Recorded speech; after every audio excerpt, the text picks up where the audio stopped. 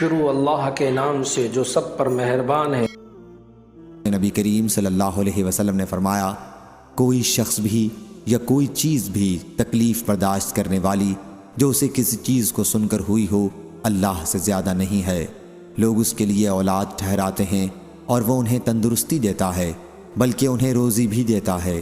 صحیح بخاری حدیث نمبر 6099۔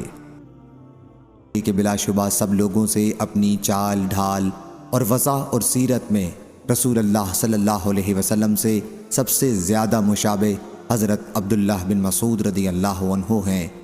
جب وہ اپنے گھر سے باہر نکلتے اور اس کے بعد دوبارہ اپنے گھر واپس آنے تک ان کا یہی حال رہتا ہے، لیکن جب وہ اکیلے گھر میں رہتے تو معلوم نہیں کیا کرتے رہتے ہیں۔ صحیح بخاری حدیث نمبر 6097۔ کہ نبی کریم صلی اللہ علیہ وسلم نے فرمایا، میرے پاس گزشتہ رات خواب میں 2 آدمی آئے۔ انہوں نے کہا کہ جسے آپ نے دیکھا کہ اس کا جبڑا چیرا جا رہا تھا، وہ بڑا ہی جھوٹا تھا، جو ایک بات کو لیتا اور ساری دنیا میں پھیلا دیتا تھا۔